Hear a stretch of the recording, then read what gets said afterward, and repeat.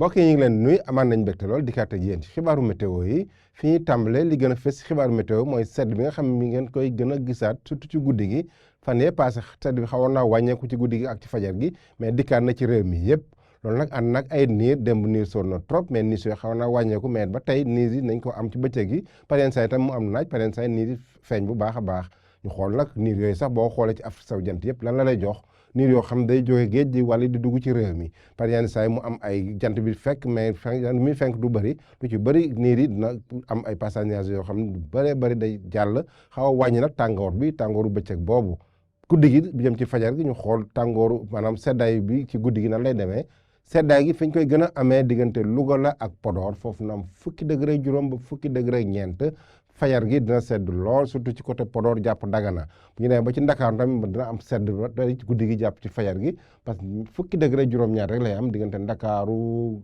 Mbuur jàpp Fatick bu ñu demee ba côté fële ca Thiès tamit na am fukki degré juróom-benn foofu tamit na sedd guddi gi tamit nañu am fukki degré juróom-ñeent na sedd ba tey mais mooy gën a wàññeeku par rapport ak bët gànnaar bi ak côté soowu réew mi na am fukki degré juróom-ñett fële ca Kolda naka noonu Tambacounda ba Kédougou Bakel na am fukki degré juróom ak ay niir yu xaw a yem rek bi ne ba ci bëccëg gi nag bëccëgu alxames gi lan la ñuy am ci wàllu niir ak wàllu tàngooru bëccëg daanaka duñ ko am parce que sedd bi daanam bëccëg bi tàngooru na wàññeeku bu baax Dakar mooy gën a feex ci bëccëg gi parce que na am ñaar fukki degré ñett ci bëccëg googu bu ñu xoolee ca kaw maanaam bët gànnaam diggante Louga jàpp Louga Ndar Linguère ba Podor foofu na am température nga xam na yées fanweeri degré na am ñaar fukki degré juróom-ñaar ba ñaar fukki degré juróom-ñett ci gox yu bëri fanweeri degré nañ ko commencé am daanaka du ab tàngoor sax mu am fu mel ni Fatick mais li gën a fees mooy Kaffrine na am fanweeri degré juróom ba tey du tàng bu baax parce que ñeent fukki degré yi sori nañ ko lool loolu nag day dëggal ni sedd bi xam nañ ko séntu mi ñu ngi ci biir a biir